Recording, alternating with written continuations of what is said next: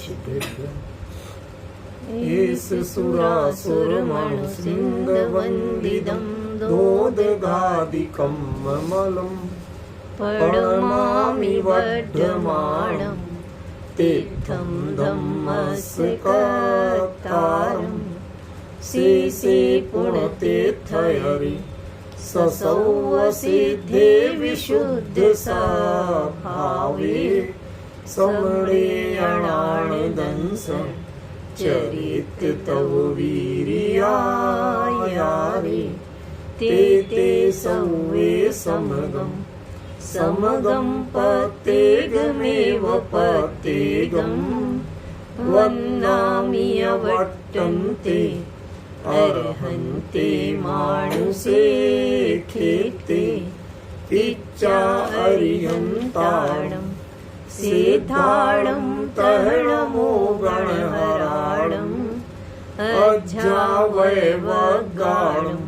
साहूणं चैव सवेसिं तेसिं विशुद्धदंसं प्राणपहाणासमं समासेज्य ओवसंपयामि सम्मं जत्तोणिवाणसंपत्ति।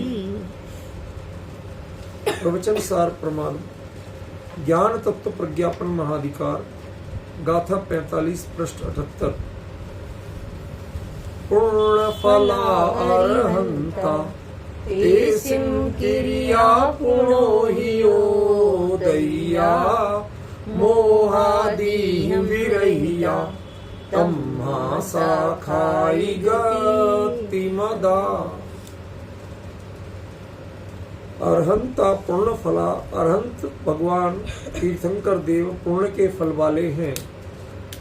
पूर्णो किंतु ही चूंकि तेसिम क्रिया उनकी क्रिया ओदय्या औदयिक है, फिर भी मोहादि विरहिदा वह मोह राग द्वेष आदि से रहित है।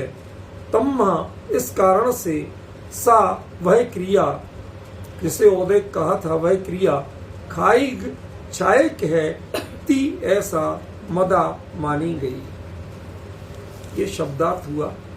अभी अपनी चर्चा सिर्फ एक वाक्य पे चलना है, अर्हंता पूर्ण फला।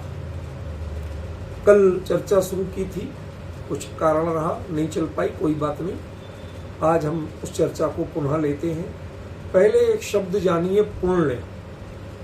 पुण्य शब्द का अर्थ पुनाति इति पुण्यम, ये संस्कृत की व्युत्पत्ति है।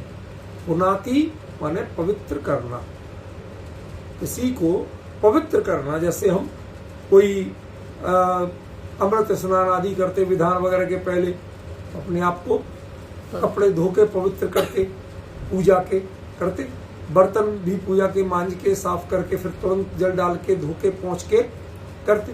तो जो भी पवित्र करने के तरीके हैं उन सबको पुण्य क्रिया कहा। ये शब्द की दृष्टि से बता रहा हूं, परिभाषा की दृष्टि से। परिभाषा की दृष्टि से पुण्य और पाप तत्व तो अलग है, ठीक है ना। दोनों आश्रव बंध के अंतर्गत आते, वो चर्चा अलग है। अभी यहाँ क्या चर्चा चल रही है कि पुण्य शब्द का अर्थ क्या। एक इतनी सी बात जानो कि पुण्य शब्द का मूल अर्थ होता है पवित्रता, ठीक है। तो इसका मतलब है कि अर्हंत अवस्था में पुण्य फलित होते हैं, माने जो भी कार्य होते हैं वो पवित्र होते हैं, उनमें कहीं अपवित्रता की गुंजाइश नहीं। एक सिंपल सरल सा, कोई हम लंबी चौड़ी व्याख्या नहीं कर रहे, इसका विस्तार करेंगे, लेकिन मूल अर्थ तो समझ लें कि अर्हंत अवस्था में जो कुछ भी होता है वो सब पवित्र फल देने वाला है, उसमें अपवित्रता कुछ नहीं। कैसे समझना हमें कि इस अवस्था तीर्थंकर के अलावा जितने पुण्य हैं उन पुण्य की अवस्था में उदय को भोगते हुए यदि कोई जीव देह छोड़े आयु पूरी हो जाए तो 7वें नरक तक जाता है। क्या कहा फिर से? तीर्थंकर अवस्था का पुण्य छोड़ दो, उसके अलावा जितने भी पुण्य हैं, यदि वो पवित्र हों, वो अच्छे हों, वो भले हों, तो उस अवस्था में रहते हुए, माना उस पुण्य का उदय में वर्तते हुए, यदि देह पूरी हो जाए, आयु कर्म पूरा हो जाए, तो जीव 7वें नरक तक जाता है। तो यदि वो पवित्र है तो नरक में क्यों जाना पड़ा? वो भली चीज है तो उसको भोगते हुए नरक में क्यों जाना पड़ा? सिंपल सी बात समझ में आ रही? खास तौर पर चक्रवर्ती आदि के पुण्य ऐसे माने गए कि यदि इन्हें त्याग करके, इनको ठुकरा करके आपने मुनि दीक्षा नहीं ली, संयम को अंगीकार नहीं किया, तो ये पुण्य तुम्हें नरक के कारण है।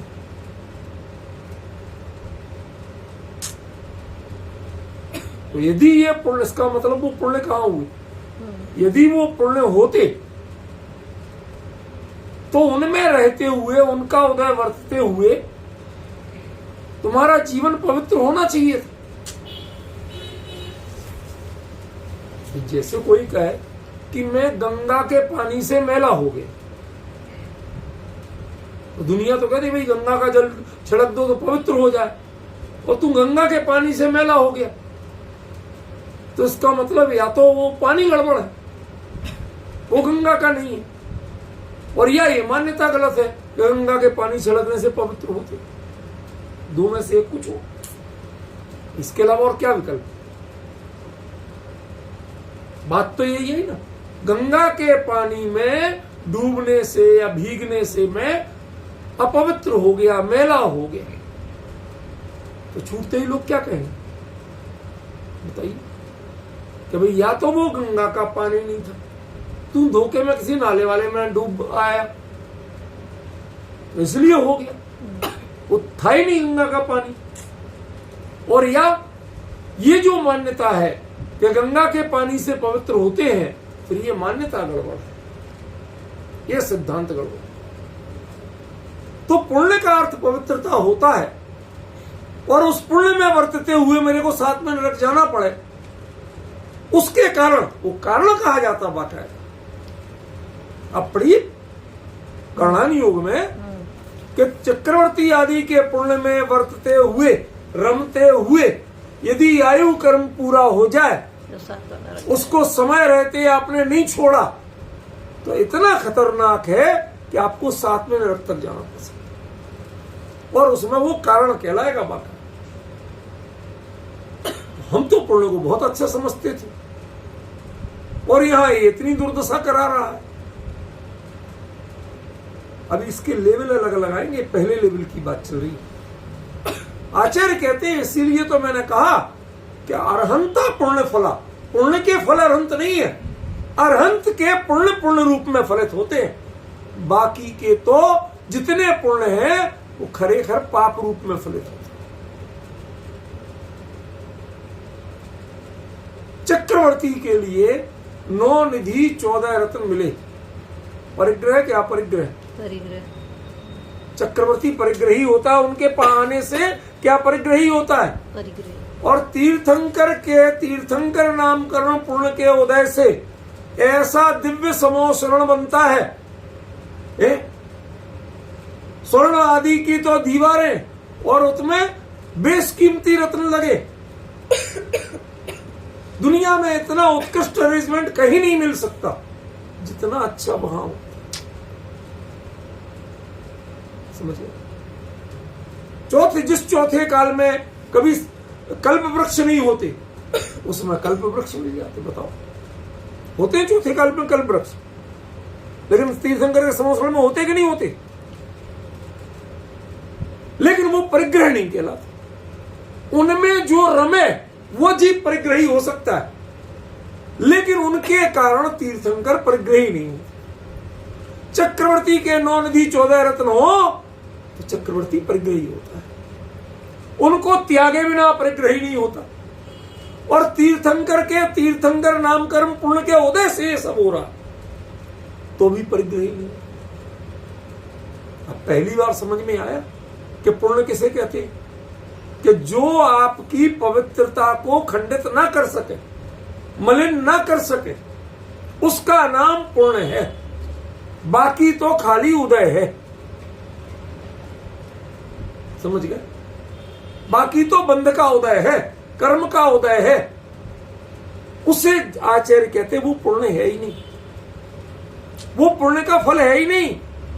पुण्य का फल तो पवित्रता होता है। इतने सारे वैभव के बीच में 100 इंद्र इतना ताम झाम तो बड़े से बड़े चक्रवर्ती के पास नहीं होता। होता हो तो बताओ, होता है? एक चक्रवर्ती के पास दूसरा कोई आता है? बताओ, कोई इंद्रविंद्र आते हैं? वही अपने छोटे भाइयों पर शासन करता रहता, टक्कर का एक नहीं आता उसके साथ। चक्रवर्ती है, चक्रवर्ती की मुलाकात होती है कभी? नहीं, हो ही नहीं सकती। समझ रहे कि नहीं समझ रहे? एक बराबरी का व्यक्ति सामने नहीं आता, जिंदगी में नहीं मिल पाते आपस में।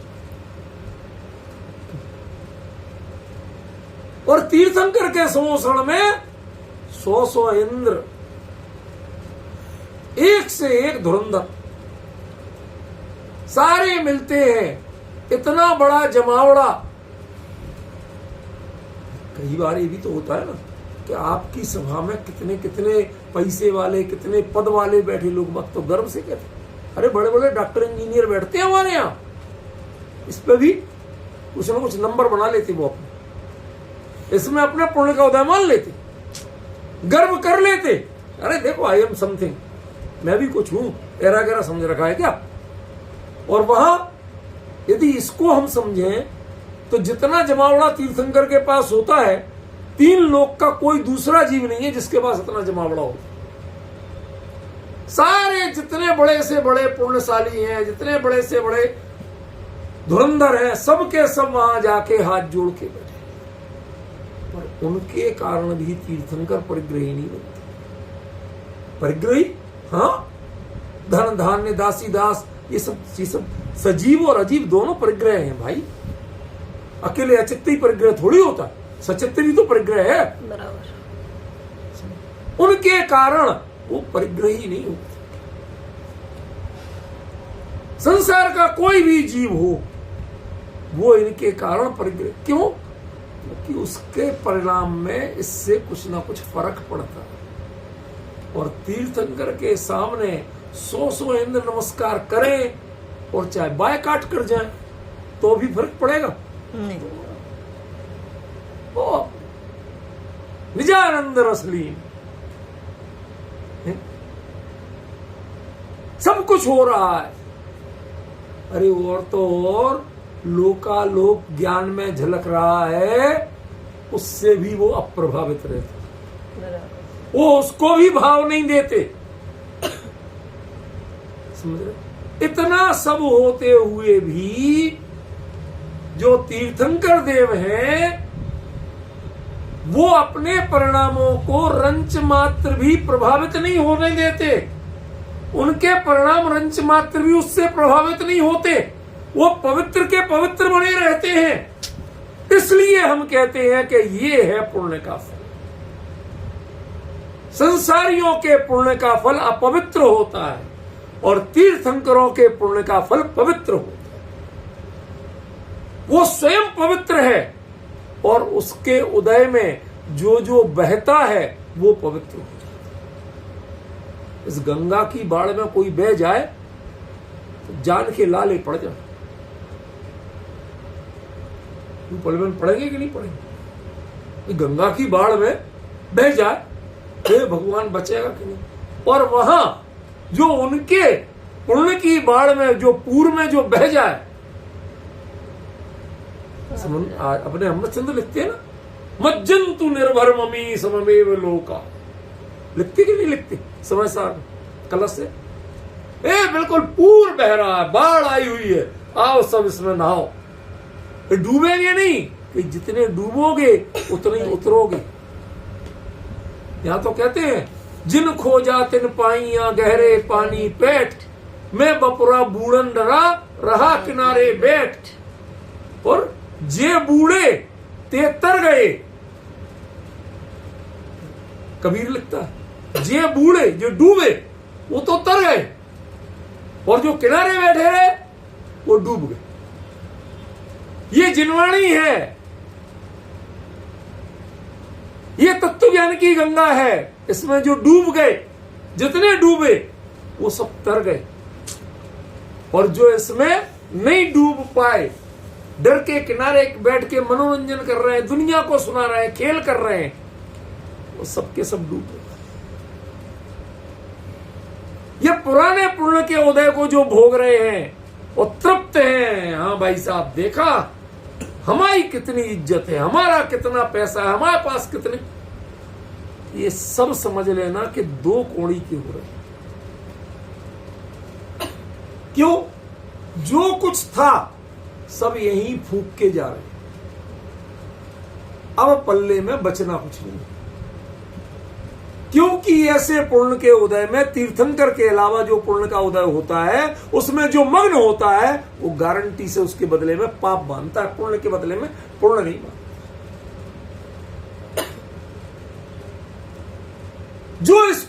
जो पुण्य के उदय से मिलता है उसको मोह रूप में नहीं ग्रहण करे, परिग्रह रूप में नहीं ग्रहण करे, उससे अनासक्त रह के तत्व ज्ञान के क्षेत्र में रहे, उनको कुछ पुण्य बन सकता है, ध्यान रखना। बदले में अन्य लोगों को तो पाप ही बंधने वाला है।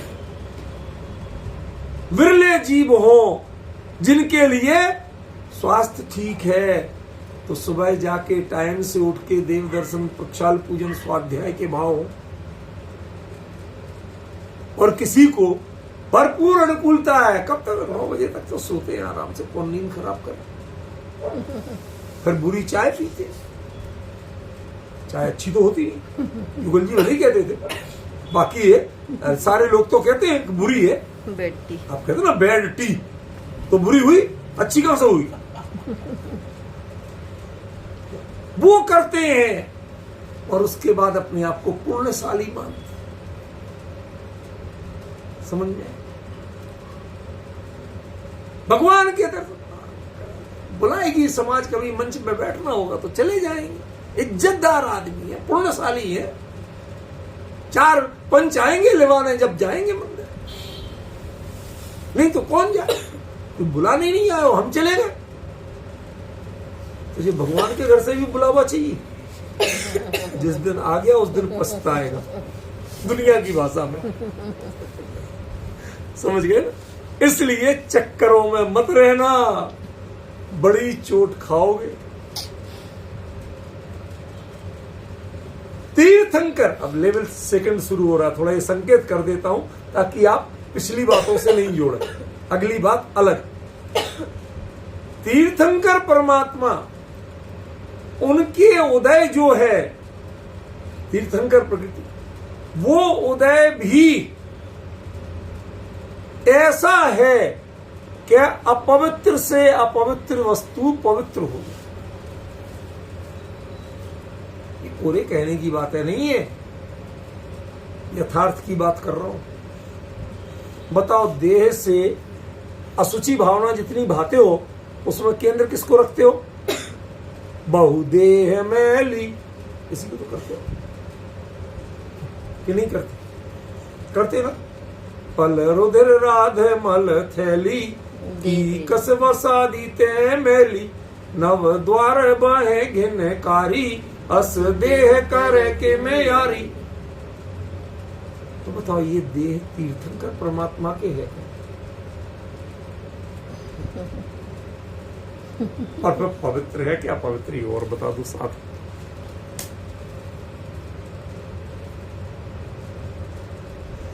उससे जो जो कार्य होते हैं वो पवित्रता के निमित्त बनते हैं क्या अपवित्रता के निमित्त बनते हैं? पवित्रता। अभी तक बाहरी संयोग था, अब देह संयोग पे आ रहे, फिर इसके ऊपर भी जाएंगे, अभी लेवल बाकी है। फला की चर्चा चल रही है। अकेले खून सफेद हो जाने से पवित्र और अपवित्र नहीं होता, क्योंकि व्हाइट सेल और रेड सेल ये वो पुद्गल की परिणति है। इसमें कहां से पवित्रता समझ गए? आप विश्वास करेंगे, गंभीरता से सुनना जो कह रहा हूं। ये देह जो उनकी जब परमोदारिक होती है ना, औदारिक से परमोदारिक, ये आपको दिखती भर है, उसमें पौद्गलिक संरचना के नाम पे कुछ नहीं होता। आज जो बात कह रहा हूं आपको कहीं कोई नहीं बताएगा। कुछ नहीं होता। ये जो रक्त कणिकाएं कही गई, वज्र सम नारा संगनन कहा गया, तो भाई साहब वज्र सम नारा संगनन, वो हड्डियां जो इतनी मजबूत थी ना, वो तो बचपन से थी, जन्म से थी। उससे परमोदारिकता नहीं आती। जो तीर्थंकर के आत्म प्रदेशों से बाहर होता है, बस वही बचता है, अन्य कुछ नहीं बचता। समझे संकेत? निर्वाण के समय जितना तीर्थंकर के आत्म प्रदेशों से युक्त जो देह होती है, उसमें से क्या बचता है भैया? अरे कभी पढ़ा है या नहीं पढ़ा? कुछ तो इशारा ही करके बोला करो। मैं क्या बोल रहा हूं, मैं अपने आप में तृप्त होता रहता हूं और आप लोग पकड़ ही नहीं पा रहे क्या कह रहा हूं मैं। जिस समय निर्वाण होता है, 14वां गुण स्थान, 5 ह्रस्वक्षर, उतने काल में जो बाल आत्मा के प्रदेशों से बाहर है, जहां आत्मा के प्रदेश नहीं है, और जो नाखून का हिस्सा आत्मा के प्रदेशों से बाहर है, उसके अलावा अग्नि संस्कार करने के लिए अग्नि कुमार जाति के देवों को कुछ नहीं मिलता।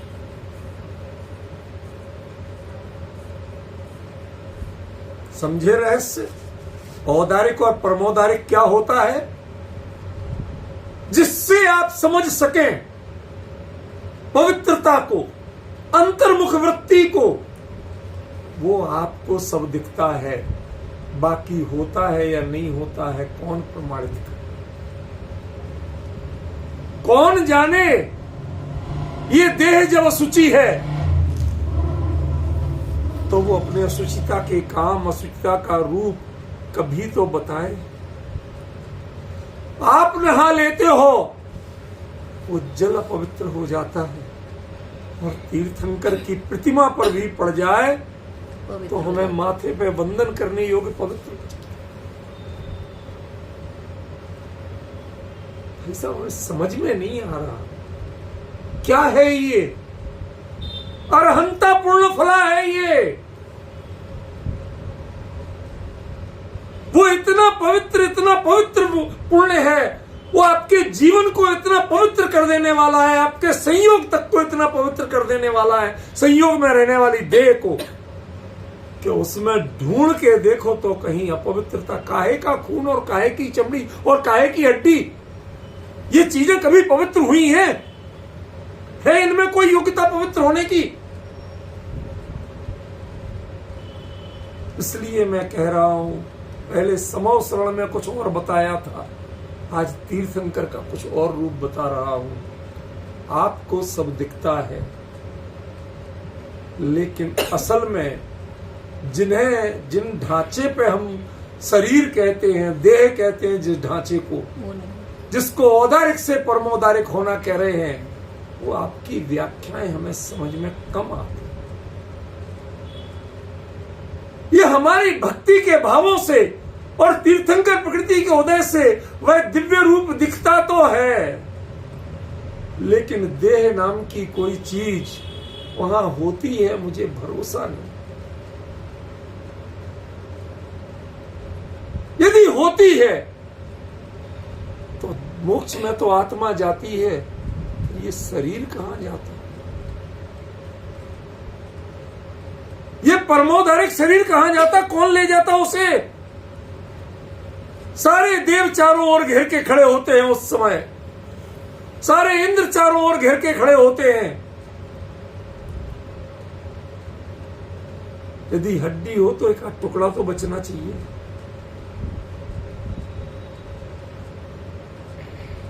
रूपल बहन समझ में आ रहा है? आज जो व्याख्या थी, मैंने कहा था आपको एकदम अलग व्याख्या मिलेगी।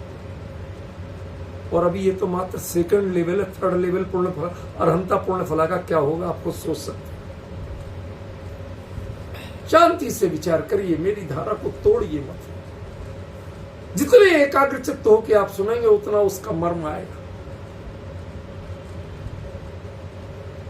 कल्पना कीजिए, जो देह उनके साथ लगी, वो देह हम परमोदारिक कह के पूज लेते हैं। किसको पूज रहे थे भैया? मुझे तो ये बताओ। आप अपने भावों में निर्मित वीतरागता को पूज रहे थे।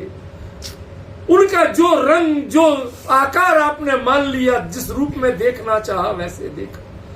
वो भक्ति के भगवान थे, वो देह के भगवान नहीं थे, बस हड्डी और चमड़े के भगवान नहीं।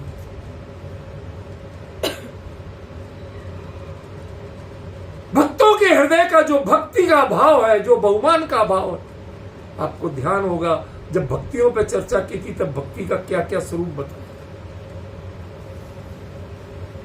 वो भक्ति भगवान को देखती है, वह भक्ति को परमोदारिकता दिखती है।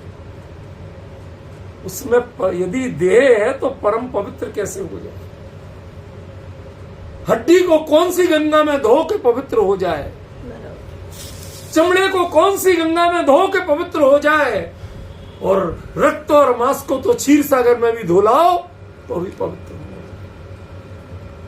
स्वरूप ही नहीं है, उसके बावजूद तीर्थंकर परम पवित्र।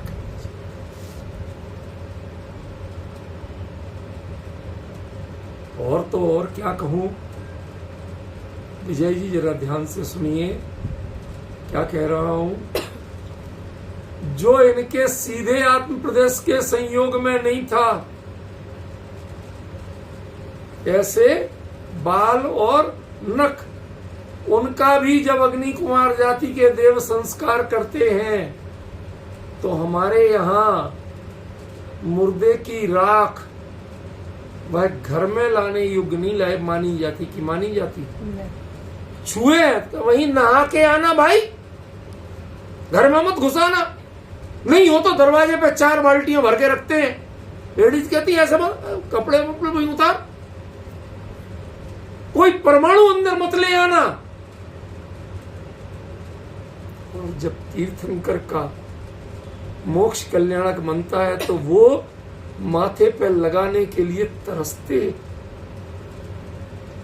कहां से आई है पवित्रता?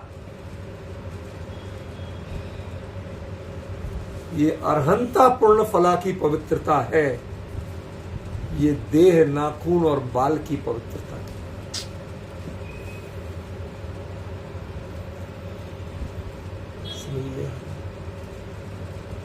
बहुत गहरी बात। कैसे अरहंत पुण्य के फल वाले हो गए समझिए। तीसरा लेवल शुरू होता है अब।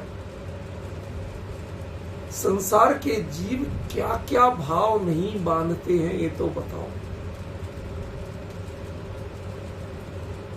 तीर्थंकरों के पल्ले में जो पड़ते हैं उनमें प्रायः भले होते ही नहीं। आपको पहले से 2400 तीर्थंकर का हिसाब किताब बता दूं को, जो संगी साथी भी बनते उनका भी भरोसा नहीं, जो जीवन में संपर्क रहते उनका भरोसा नहीं, और 9 भाव से जो प्रीत लगाए चाहे बैर लगाए उनका भी भरोसा। जो मैं कह रहा हूं समझ रहे हो ना? है संकेत में बोल रहा हूं, विस्तार नहीं कर रहा हूं, पर समझ तो रहे हो ना।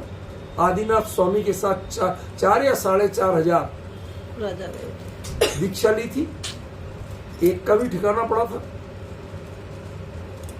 एक की भी क्रिया, आचार, व्यवहार, कोई ठिकाना पड़ा था? उनके साथ चलने से किसी का कल्याण नहीं होता है। उन जैसा करें तो कल्याण। क्या कहा? फिर से, उनके साथ चलने से कल्याण नहीं होता है, उन जैसे बनोगे तो कल्याण, उन जैसा करोगे तो कल्याण होगा। हम लोग खाली साथ चलने से कल्याण होगा। भगवान की रथ यात्रा निकल रही, हम साथ चल रहे तो अपने आप बहुत भाग्यशाली। मैं निषेध नहीं कर रहा हूं, यहां जो अर्थ है उसकी बात कर, वो कुछ अलग है। वो तो दृष्टांत रूप में कह रहा हूं, उससे मेरा विधि निषेध कुछ मत समझे। आप साथ चलने से अपने आप को पवित्र मानते हो, तो पूरी नगर परिक्रमा करके जब आते हैं तो श्री जी का बाकायदा अभिषेक के बाद ही क्यों उनको वेदी पे विराजमान करते? वो अभिषेक विधि कोई धर्म विधि नहीं होती है, वो शुद्धि विधि होती है। समझ गए? क्यों?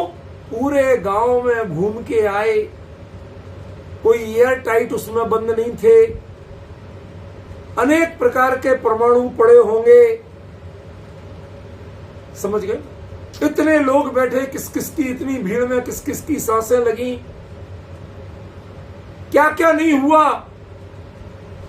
उस वेदी में, उस गंधकुटी में पुनः विराजमान होने के लिए उन सबका संयोग छुड़ाना पड़ता है, तब जाके वो आकार उस वेदी पे विराजमान हो। मतलब वो भी यदि संसारियों के संयोग में पड़ जाए तो उनकी तदाकार प्रतिमा प्रतिष्ठित भी हो, तो अभी इन संसारियों के संयोग में उनकी पवित्रता अखंडित नहीं रहती, उनकी पूज्यता अखंडित नहीं रहती है। उन्हें अपने आप को पुनः प्रमाणित करना होता है उस पवित्रता के अनुकूल। जो जो अन्य का संयोग लगा उसको दूर करना होता है, तब जाके उस गंधकुटी के अनुकूल बनते। तीर्थंकर का भी विहार होता है, उन्हें समोसरण में गंधकुटी में पुनः बैठने के लिए कोई अभिषेक नहीं करना। ठाण से जब विहारा, उसके बाद सीधा धर्मोपदेश है। अहिसेयो नहीं है, अभिषेक नहीं है। इसका मतलब आपने लाख मंत्र पढ़ के, सूर्य मंत्र देके और पता नहीं क्या क्या करके जिस प्रतिमा को परमात्मा बनाया था, वो स्थापना निक्षेप के परमात्मा रह गए, परमात्मा नहीं बने। लेकिन जो परमात्मा होते हैं उनके संयोग में जो जो जीव आ जाएं, वो जीव भी पवित्र और उनके परिणाम भी पवित्र निकलते। कोई चाहे अपवित्र रहना तो रह नहीं सकता। अर्हंता पुण्य फला होता। भाई साहब जरा विचार तो करो। कोई मिथ्या दृष्टि रहना चाहे, क्षमा करना मेरे से किसी ने प्रश्न किया, अभी इस समय जो भाव है उनमें वो प्रश्न मुझे अच्छा तो नहीं लग रहा, लेकिन आ गया है तो बता रहा हूं कि समो शरण में से भी कोई मिथ्या दृष्टि वापस आ सकता है। मिथ्यात्व बना माने मिथ्यात्व को बचा के। भैया मुझे तो नहीं लगता, उस समो शरण में पहुंचे ही नहीं हो तो बात दूसरी। हमारे मंदिर में कि भगवान के प्रक्षाल पूजन के समय कोई परिणाम सुधरे बिना रह सकता है? रह सकता है। तो मंदिर का माली जो घंटा बजाता है आपके बीच ही में होता है कि नहीं होता है? और आप निरंतर वो काम करें चाहे नहीं करें प्रक्षाल पूजन, लेकिन उसको तो घंटा बेचारे को रोज बजाना है कि नहीं करना। लेकिन समो शरण में कोई घंटा बजाने वाले नहीं होते। इसलिए मैंने उस दिन कहा था कि समो शरण का जो स्वरूप आपको पढ़ाया गया और जो मुझे प्रतिभाषित होता है, दोनों में बहुत अंतर। आप कहते हैं घंटा नाद हो, इनके वो हो, व्यंतरों के घंटा नाद हो, उनके शंख नाद हो। काहे के नाद? कौन शोरगुल करे? जहां आत्महितकारी वाणी खिरी हो, खिर रही हो, या आत्महित के दर्शन विद्यमान हो, वहां शोरगुल करेगा कौन? किसकी मति मारी गई है जो वहां शोरगुल करेगा? पता नहीं किन्होंने लिख दिया कि ऐसे नाद और वैसे नाद। कौन करेगा उनके आगे नाद? जहां ओंकार नाद होता है वहां अन्य कोई नाद करने की हिम्मत नहीं है। और वो ओंकार नाद जहां खिरता हो, उसके पूर्व में बह के ढोल डंगर तक पवित्र हो जाते हो, पूज्य पने की शुरुआत कर लेते हो। जिस सांप ने जीवन भर काटना और हिंसा करने के अलावा कुछ नहीं किया, जिस शेर ने कभी उधर के खाए पिए के दांत भी कुल्ला भी नहीं किया, वो तक पवित्र हो जाता। तो सोचना कभी आप बिना नहाए धोए, बिना मंजन किए मंदिर चले जाओ तो आपको अंदर में गिल्टी लगती कि नहीं लगती? अरे मैं ऐसे लगता। और वहां पर जितने जाते हैं उन शेरों को कौन नहलाता धुलाता? कुत्ते भी तो जाते होंगे, कोई रोक टोक तो नहीं है ना। हिरण जाए, भालू जाए, जो देखो वो जा रहा। आपके यहाँ नियम है बिना नहाए धोए मंदिर में नहीं आना। आपका जिन मंदिर जिन समो शरण सम कहा तो गया है, लेकिन संसारियों की संगत से वो अपवित्र होता है यदि संसारी सावधान नहीं रहे। और वहां महापवित्र संसारी जाएं, देह से भी और मन से भी, तो सारे के सारे उस माहौल में ढल के पवित्र हो जाते हैं। ये है अरहंता पूर्ण फला का तीसरा लेवल।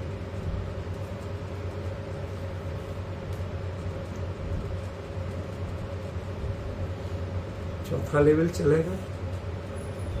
पचा पाओ तो सुनाओ, नहीं तो यहीं तक रहने दो।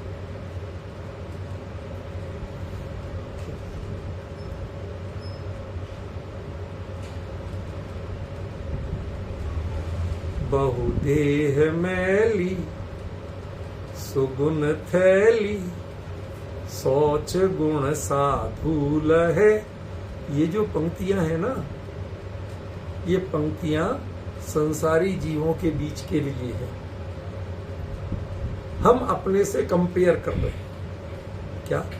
हम रोज मंदिर जाते हैं तो नहा धो के धुले वस्त्र पहन के जाते हैं। मुनिराज बिना ही नहाया जाता, तो कोई आपके मन में दुविधा ना आए, इसलिए कह दिया बहुदेह मैली सुगुण थैली, सोच गुण साधूल है। लेकिन जो भावलिंगी संत, उनसे अधिक पवित्र संसार में कोई मिलेगा? जो भावलिंगी संत 28 मूल गुण और 18,000 उत्तर गुणों के निर्दोष पालन करने वाले, अनेकों रिद्धियों के धारक, वो भी जब जाते हैं, कहाँ जाते हैं? भगवान की चरण सन्निधि में।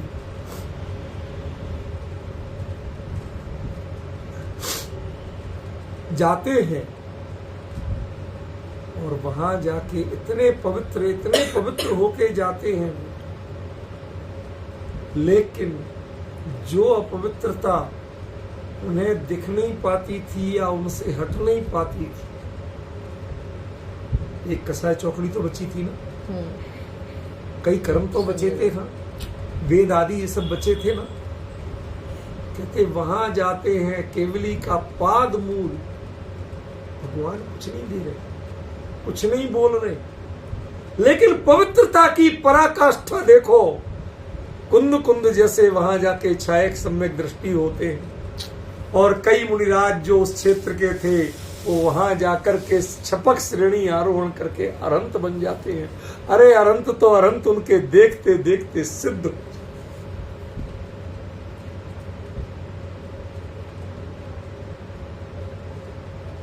अब बताइए, कुंद कुंद अरहंता पूर्ण फला नहीं कहे तो क्या कहे? मुझे ये बता दीजिए। आपने ले दे के पुण्य के बारे में समय सार में पढ़ लिया और पुण्य को गाली देना पढ़ लिया। अरे उस शब्द का भी कोई अर्थ होता है, उसके भी अपना व्यक्तित्व है, उसकी भी अपनी पहचान है। ये दूसरों की संगत में आपने उसे ऐसा बना दिया। दुनिया में नेता शब्द कैसा है? कभी कोई विश्वास करता है? वो एक कवि था, वो लिखता था, बोलता था, मैं धतूरे में इत्र ढूंढता ही रह गया, मेरा मित्र मंत्री में चरित्र खोजने चला। कहां मिलेगा? ना धतूरे में इत्र मिलना, ना नेता में चरित्र मिलना। लेकिन सावधान, हमारे भगवान को भी नेता कहा जाता है, मोक्ष मार्ग से नेता।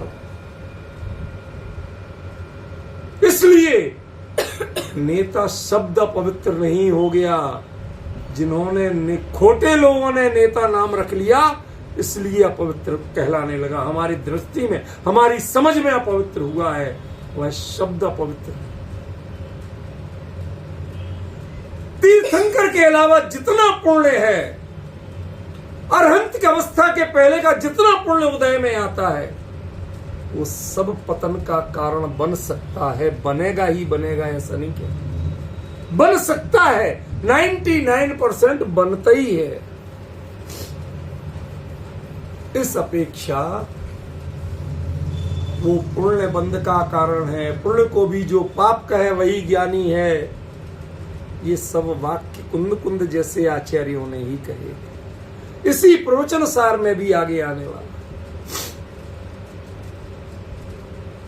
उसका बहुत गजब मर्म निकलेगा। जब जहां आता पुण्य को भी पाप कहें, इसका मर्म कुछ और है, और यहाँ अरहंत पुण्य के फल हैं, यह मर्म कुछ और। इसके पीछे कुंद कुंद के उस विजन को देखो, क्या विजन है।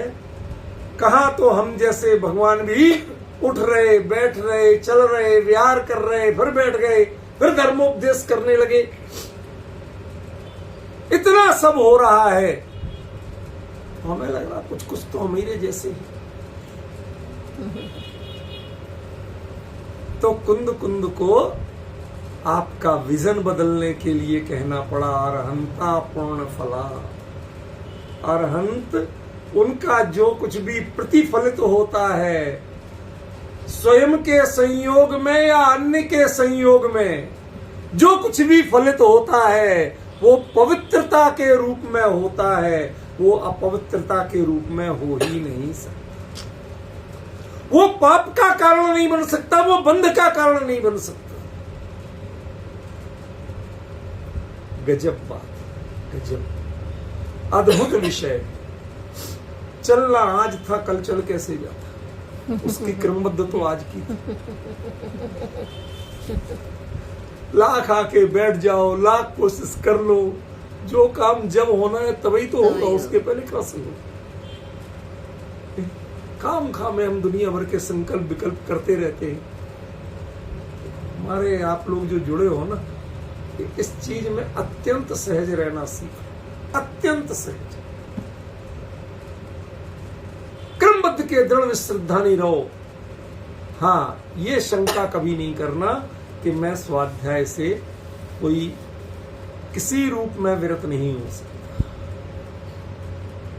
अपनी ओर से, लेकिन स्वाध्याय डाइवर्ट माइंडेड होके नहीं कर सकता। ये चर्चा जो होगी वो अंतर से डूब डूब के होगी, समझ गए। यहां शक्कर पारे नहीं चलते, यहां तो रसगुल्ले चलते। शक्कर पारे में अंदर से फीका और सूखा और ऊपर से दे चाशनी जो होती है सब सूख जाती है, अंदर में नमी तक नहीं पहुंचती, मिठास तो बहुत दूर की। भैया वो हम इतने बड़े विद्वान नहीं हैं, बड़े विद्वानों में पाए जाते हैं, सब अपने बस का नहीं है, हमारे में क्षमता ही नहीं है इतनी, हम तो डूब जाते हैं उसमें। जैसा रस बाहर दिखता है वैसा रस अंदर दिखे तो समझ लेना रसगुल्ला, और जिसके बाहर बाहर मिठास चढ़ी है और अंदर सूखा पड़ा है, शक्कर पा रहा है। बेटा वो बंद कर पीछे से, एसी बंद कर, नीचे कर दो और कुछ नहीं करना। एलसीडी बंद कर। तो बेसिक कुछ ख्याल में आया। अभी चौथा लेवल शुरू हुआ था, क्या था चौथा लेवल, फिर से जरा विचार करें। मुनिराज जैसे परम पवित्र जाते हैं, ये चौथा लेवल यदि देखना है ना विजय जी, तो चरणान योग चूलिका में पहुंची।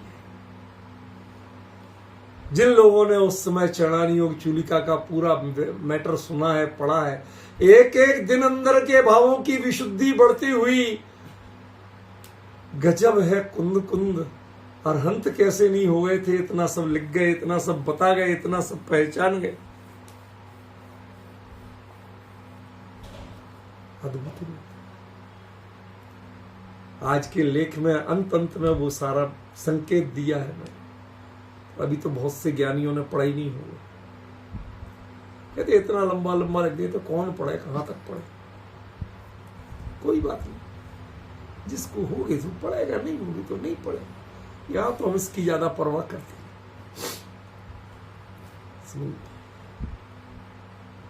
बहुत सावधानी से सोचना।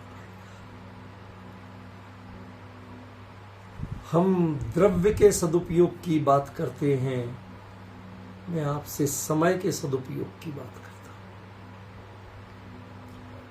क्या कहा? लोग द्रव्य के सदुपयोग को पुण्य मानते हैं, प्रशंसनीय मानते हैं। हम कहते हैं अपने समय का सदुपयोग क्या किया, वहां आप प्रशंसा के पात्र हैं। यदि समय का सदुपयोग नहीं हुआ तो द्रव्य का तो क्षेत्र से क्षेत्रांतर जो होना होगा सो होगा।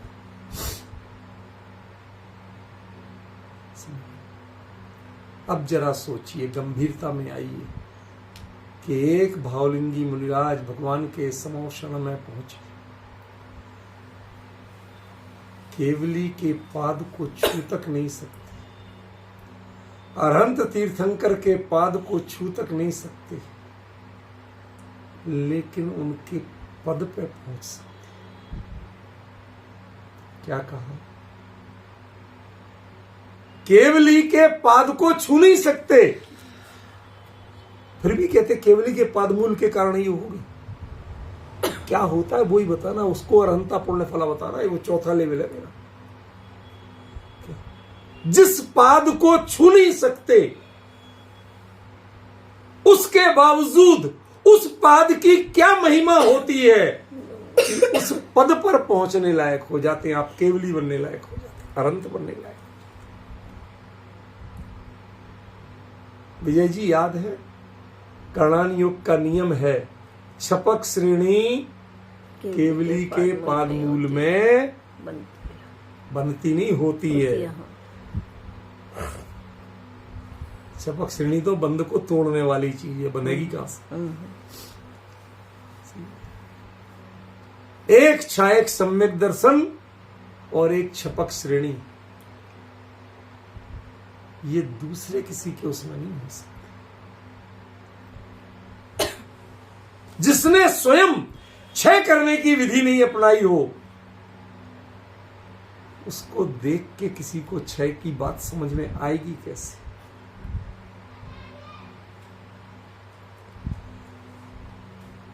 समोसण में विराजमान तीर्थंकर परमात्मा, अरहंत देव केवली परमात्मा, वो अरहंत है, तीर्थंकर है, पर उसके बाद क्या है? केवली। मतलब कुछ समझे? नहीं समझे तो समझाता हूं। अरहंत कहलाते हैं चार घातीय कर्मों की विद्यमानता और चार घातीय कर्मों के अभाव से। तीर्थंकर कहलाते हैं तीर्थंकर प्रकृति के उदय से समोषण आदि विभूतियां ये सब जो होना। और इतनी सारी भीड़ में जब बिल्कुल अकेले के अकेले रह जाते हैं, न कोई दिखता है और न किसी को देखते हैं। एक मैं था और मैं मेरे में ही परिवसित रह गया। सारी दुनिया देख रही है कि भगवान लोकालोक को देख रहे हैं और भगवान को अपने स्वरूप के अलावा कुछ नहीं। सबको लगता है भगवान तीन लोक के अभ्युदय के कारण है और भगवान को तीन लोक ही नहीं दिखते।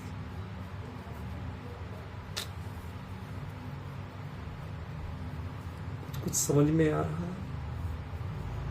तीर्थंकर के पाद मूल में छायक सम्यक दर्शन और छपक श्रेणी नहीं कही भाई साहब। अरहंत के पाद मूल में भी नहीं कही, केवली के पाद मूल में कही है। ये क्यों कहा, आपने सोचा कभी? आप तो सोचते हो अरहंत माने केवली, तीर्थंकर माने केवली, आप सबके साथ केवली शब्द लगा देते। तो कर्णानी योग वालों ने क्यों नहीं लगाया कि तीर्थंकर केवली के पाद मूल में कुछ और एक्स्ट्रा काम होना चाहिए? उन्होंने क्यों अकेला केवली रखा?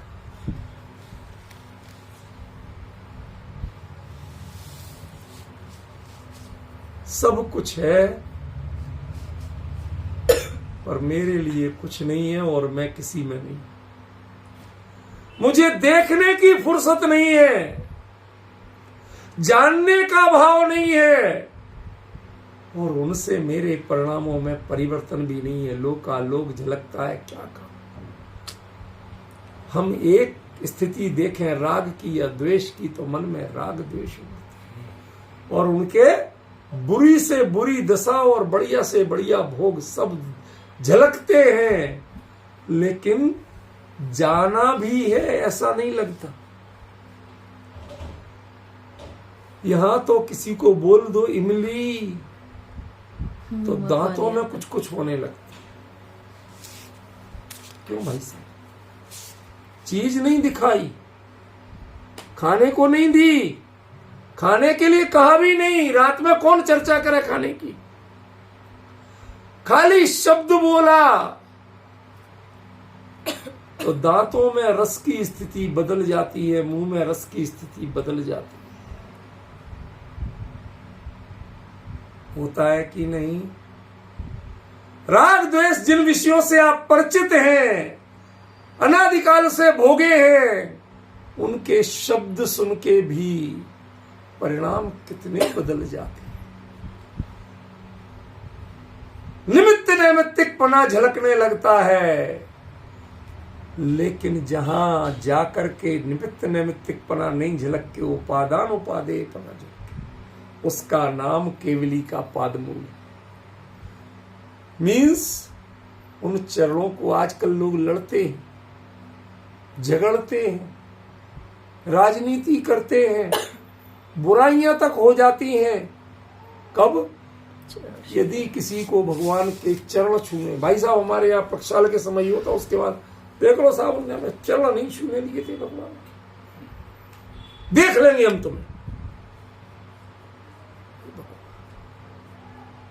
मंदिर में भगवान नहीं दिखे थे क्या?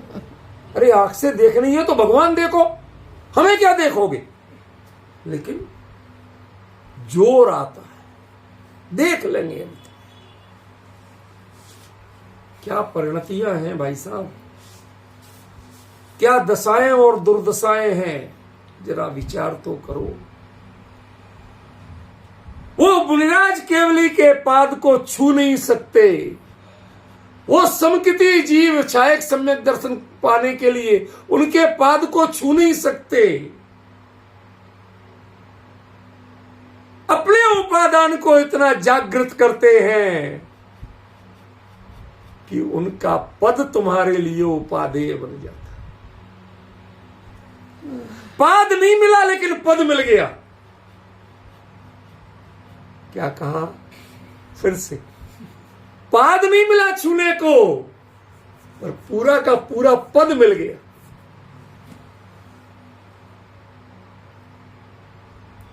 समझ रहे हो भाई साहब विजय जी क्या लिखा है कुंद कुंद ने? पवित्र को भी पवित्रतर, और कितना पवित्र कि जितना तू पवित्र बन सकता है अपने बल पे बन जा। उनको अरहंत केवली कहते हैं।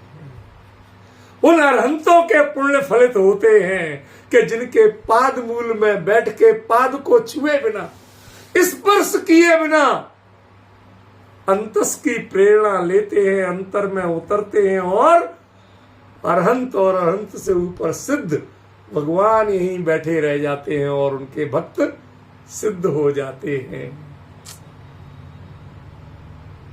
इससे बड़ी कोई पवित्रता हो सकती है? नहीं हो सकती ना। ये अरहंता पुण्य फला है, ये पवित्रता का फल है जिसके कारण अरहंत के पुण्य के गीत गाए जाते हैं। पर ये दृष्टि जिसको नहीं हो वो क्या कहेंगे? तेसिन क्रिया कुछ भी कहो भाई साहब, है तो तीर्थंकर प्रकृति के उदय से। इसकी चर्चा कल चलेगी। आज